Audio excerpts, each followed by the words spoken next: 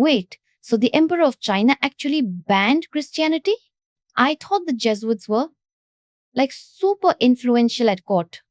They were, but things got complicated fast. Imagine this. You're a Jesuit in Beijing, painting for the emperor, translating science, but suddenly your whole religion gets banned. And it wasn't just about faith. It was about power, language, and who got to shape China's future.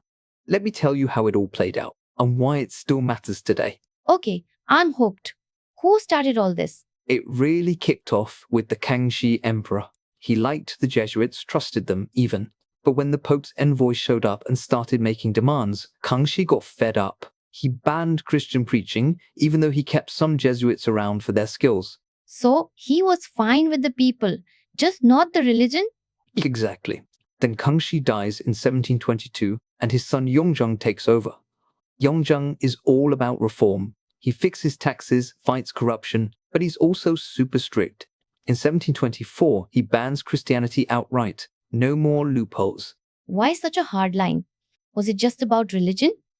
Was it just about religion? Not at all.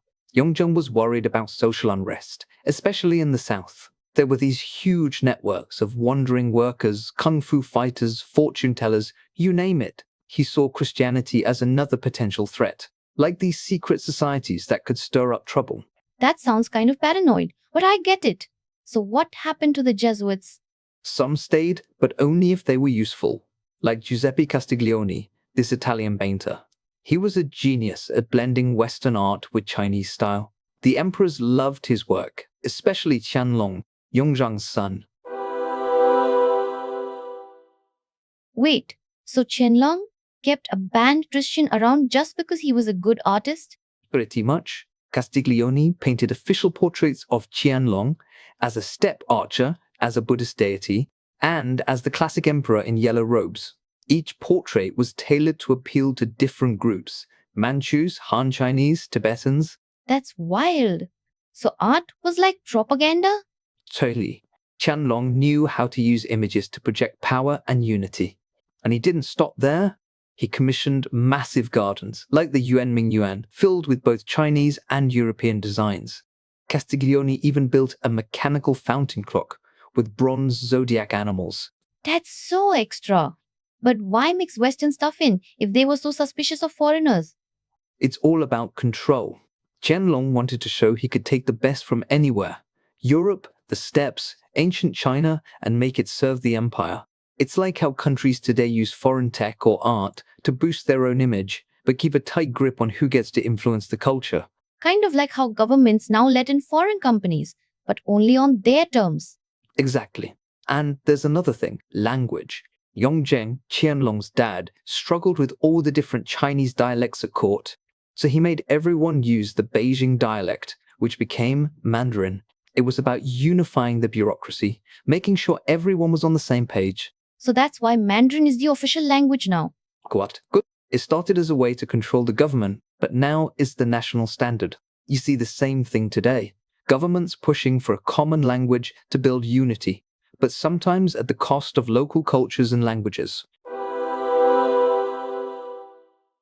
Okay, so the empire is getting bigger, the court is fancier, but what about regular people? Good question. For Han Chinese in the heartland, things were mostly peaceful and prosperous. Demand for tea, silk, and porcelain brought in tons of silver from abroad. The government even got rid of old laws that tied people to their jobs for life, so farmers could move to towns and find new work. That sounds pretty modern. But I bet there were problems, right? For sure. The population exploded over 300 million by 1776.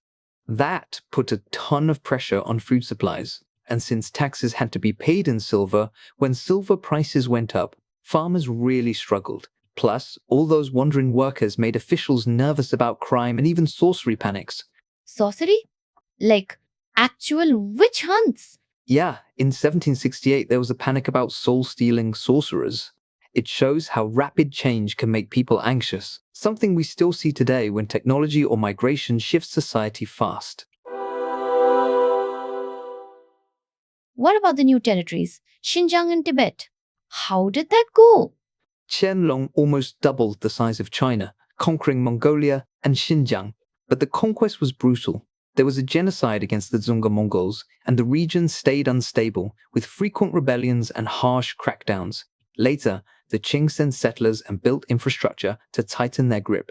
That sounds a lot like what's happening in Xinjiang now, with all the debates about control and identity.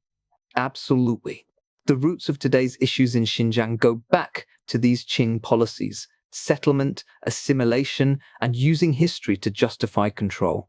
When you hear arguments about who owns a place or see cultural suppression, it's often echoing these old imperial strategies. So, the emperors were trying to hold this giant, diverse empire together with language, art, even gardens, but also with force when they had to. Exactly. And those same questions, who gets to belong, whose culture matters, how much control is too much, are still with us.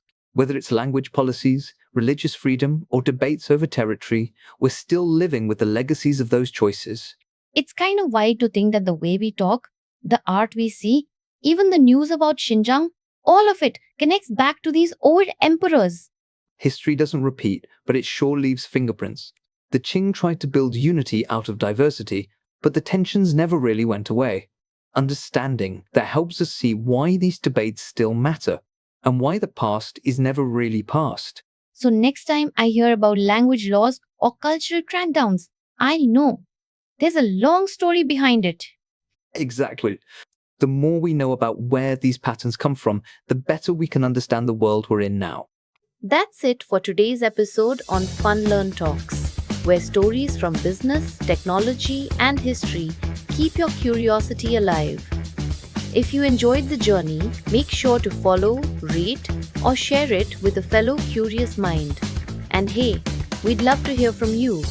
Drop a comment or connect with us online. I'm Anu, and I'll catch you next time, right here on Fun Learn Talks. Until then, keep learning, keep wondering.